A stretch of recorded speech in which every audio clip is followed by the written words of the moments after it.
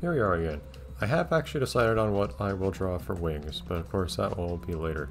We have a level to do first, and we'll find wings at the end of it, presumably. Man, every time I see these springboards, I just rushed out in a couple seconds. I think to myself, I had no ideas would be used as much as they are. Oh boy. What's my sense bar doing today? Sure. It's part of the platforming challenge. Yeah, I wish I understood what it was that,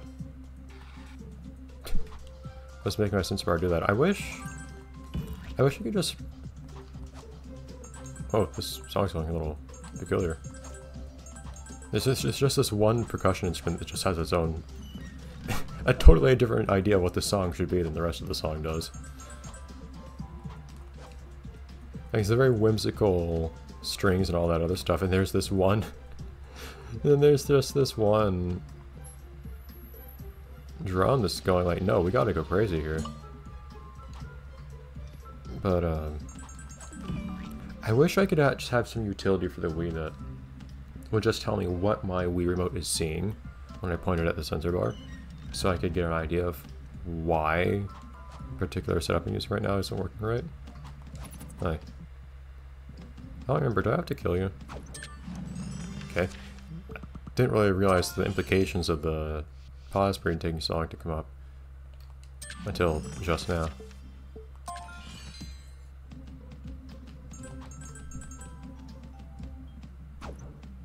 And I'm invincible during it. Oh, that is weird.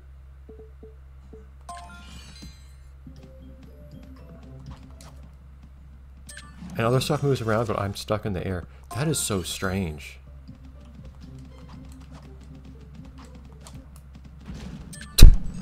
I can kill enemies in that state too. That is so odd.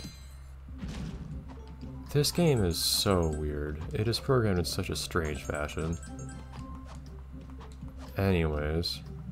Oh, okay, never mind. I thought the wings would come at the end, but... Okay, so I do have an idea for the wings. Give me just a second to try to find a reference. I had a hard time finding one earlier. Actually, I do think I have a picture. I think I have a picture of it, of all things. I had a hard time finding a reference for it earlier, but I think I have a picture of it. Bat wings, naturally. Got feather wings and bat wings. Ooh, and something a bit more interesting. I like the third option. But anyways, give me just a second. Okay, and here we go. Alright, unfortunately I don't get to see how they're animated or anything.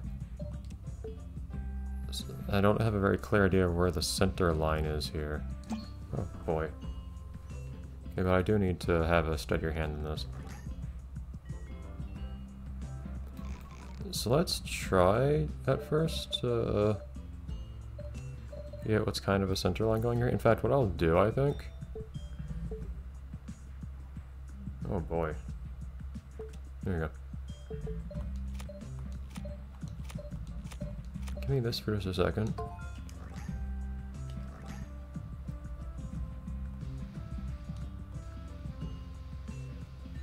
Just want to draw this line in the center. Are you serious? Okay, that was apparently my Wii Remote dying. These batteries are very inconsistent about how much they actually have left when they say they have however much left. Yeah, now these batteries say they're dead. Okay, give me a second. Okay, let's take another crack at that. I'm noticing now my cursor isn't jumping around a bunch. I had to open a new pack of batteries, by the way, that took a while. Did the battery actually have anything to do with the jumpiness? I don't think I've ever noticed that before. I definitely noticed some things that work better when they have full batteries. But I haven't noticed Wii Remotes doing that. And it's still doing that a little. Not really as much though, it could just be coincidence. Anyways, all I wanted to do... Even that doesn't fully satisfy me. I just want to get a good idea of where the center line is here.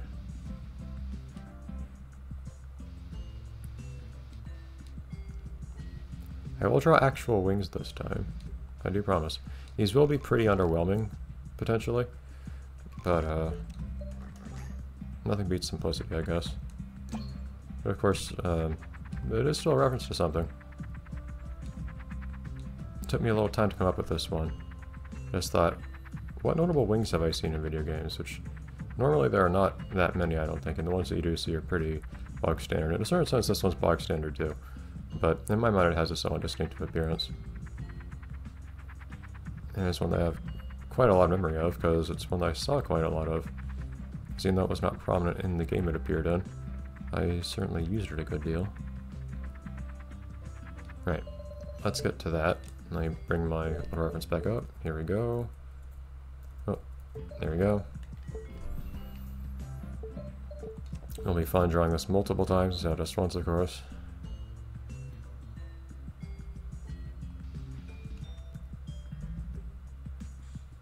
It has a rather peculiar shape, too.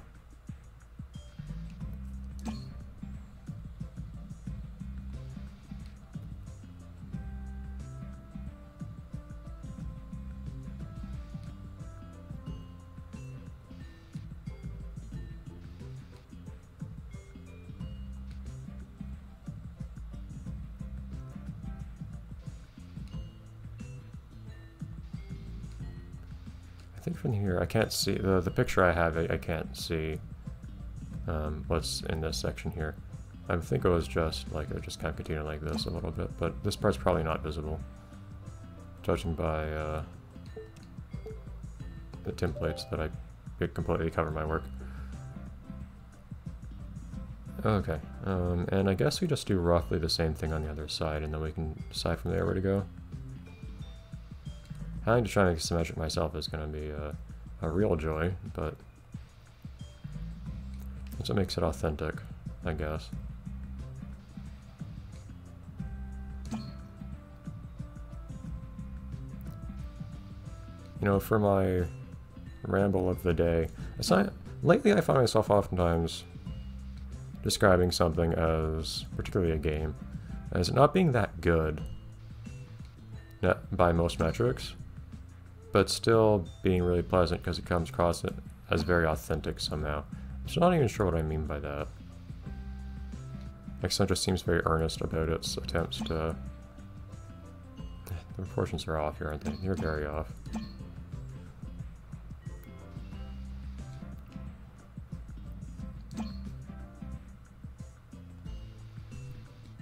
Something comes off as kind of earnest about wanting to do a particular thing.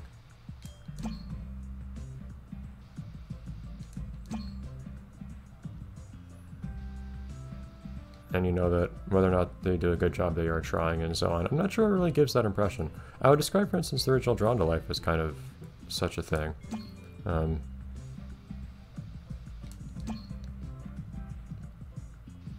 I don't feel super impressed by much of its writing and so on.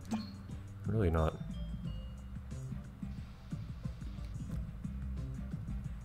I'm really not mirroring that at all.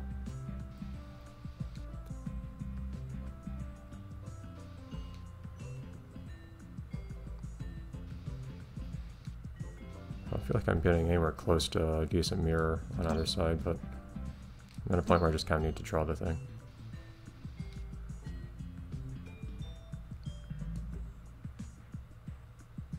I feel like I'm at a point where if you look in the top left, it doesn't look too horribly, obviously asymmetrical. Even if I actually compare the two close up, it's pretty obvious that they're not very close to each other.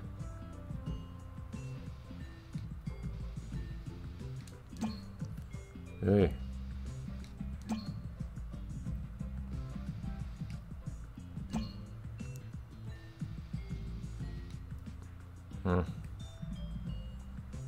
I think I'll go with it, but... Okay, give me another dark color here to use. This is one of those cases where I do wish I could fill stuff in more naturally or something, or have layers so I could put the outline on top or something, but such is Drawn to Life.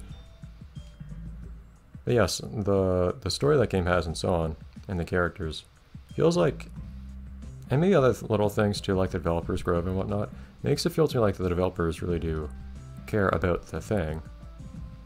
I feel like there was an idea there and a vision and so on that a lot of authentic effort was put into, even though the writing doesn't always impress me and I don't feel like the gameplay is that great and so on. And also the concept is cool, which I think also probably helps. But I can't always think of what really makes sense between me thinking that and thinking that something just plainly isn't that good. When does that not save it? Or when does something not feel authentic? When does something feel inauthentic? And of course there are certain things like having really high production values and so on that can kind of get in the way of something feeling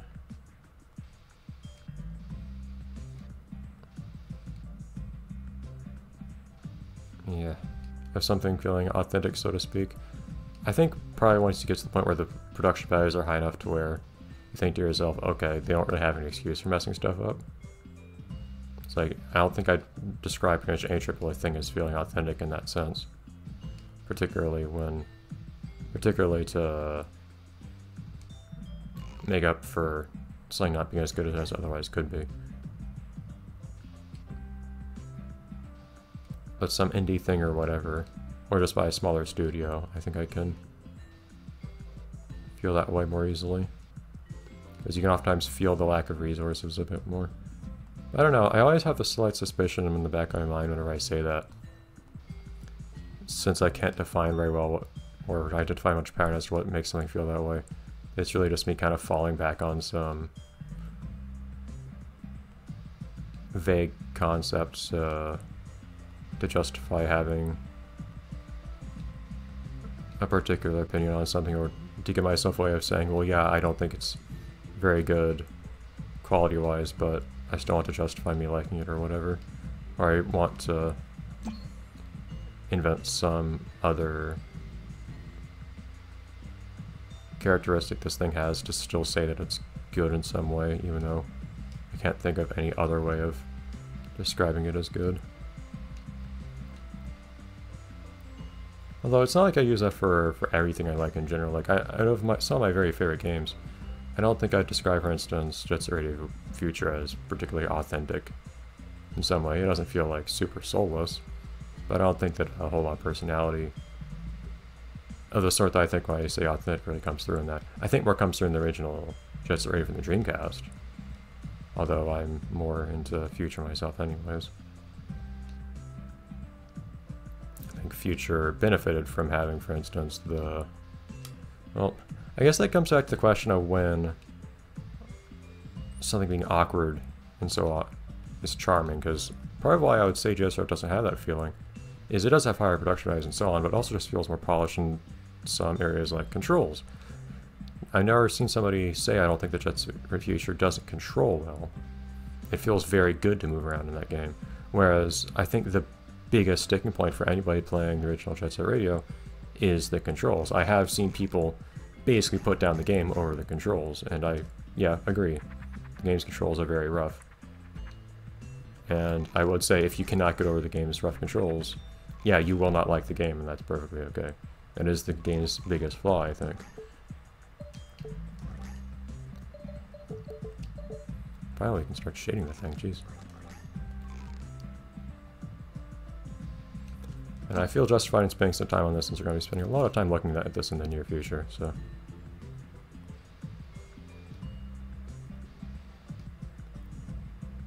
And yeah, I will say what this is from eventually, like usual. I feel like, I'm not sure it's going to be particularly obvious what it was even from, even if a person has seen the thing, but it's also not a particularly high-profile, memorable thing that this is from either. Other games I like a lot that I'm not sure I would say that about. I don't know if I'd say that about the Klonoa games or not. Depends on the game too, of course. But on the whole, I don't think I'd say that the Klonoa series or games in general feel especially authentic in that way I described. I do think I recently saw someone mention the idea of what makes, or the question more like, of what makes a certain low fidelity thing feel kind of charming, which is what I was talking about with Jet Set Radio and Jet Set Radio Future, or one frankly, feels smoother. And I think that helps it feel... There's less friction to playing it, which I think... Or less friction playing JSRF, which I think contributes to it. Having less of that feeling of, I don't know, charming awkwardness, because there's not the awkwardness there. Maybe when I do say that something feels authentic, I'm saying there's something charming about its awkwardness. Something lovable about its flaws.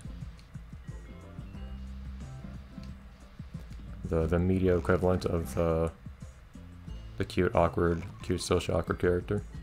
Or whatever. I'm not sure. I'll just do all the shading now. Shoot, I can't see the shading as well on the other side on the reference I have, but that doesn't really matter. It's mostly a mirror image. It's pretty much entirely just a mirror image, really. It doesn't make that much sense lighting-wise, I don't feel like, but it is what it is.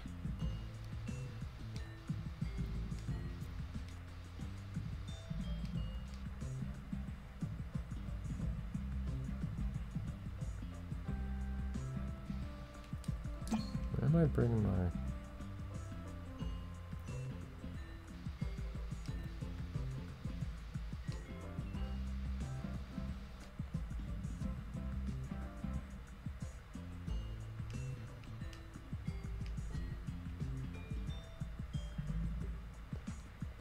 This isn't very mirrored in the reference, which is sensible if it's not.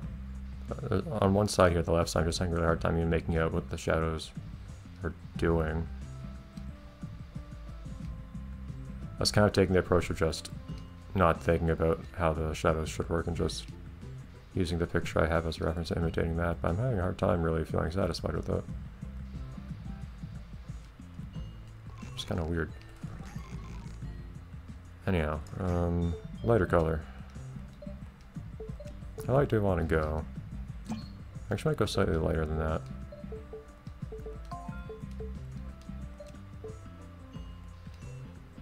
Yeah, fairly light highlight.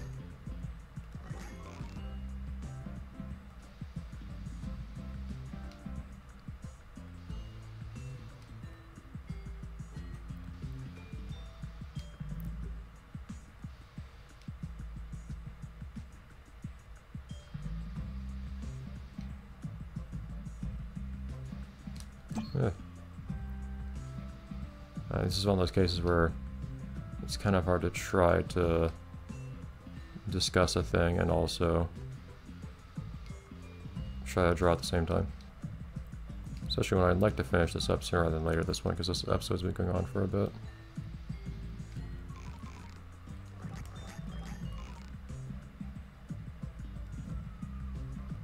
A big difficulty here is that I think part of why I'm having a hard time with this particular wing in my reference is that much of it is in the shadow of something. My reference, which is messing up the lighting.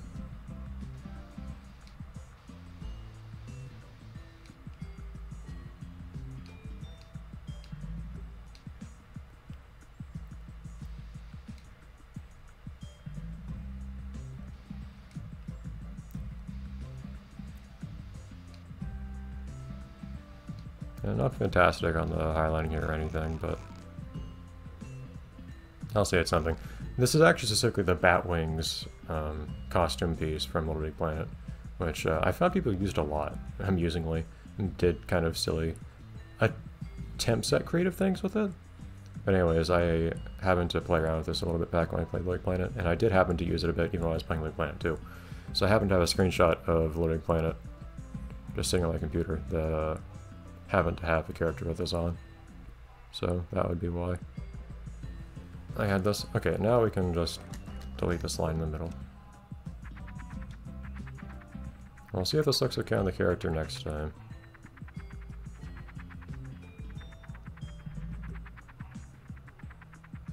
Original Little Big Planet was probably a game that somehow, maybe both Little Big Planets really, were games that somehow managed to both be charming and yet still high production values. I don't really know how that happened. I never really understood how Media Molecule managed to make Little Big Planet 1 even have the production values that it did. When they hadn't really done much as a studio prior to then. And they made like Ragdoll Kung Fu or whatever, but it's nothing that anybody had ever heard of. And yet they somehow got Stephen Fry and so on to narrate the game. They feel like they really punched above their weight somehow. Anyways. Just smoothing out some of these edges because they don't feel quite right to me as they are right now. Right. As always, I could polish this a whole lot more if I wanted, but I think we're good. See you next time, or we'll see what these actually look like wearing them.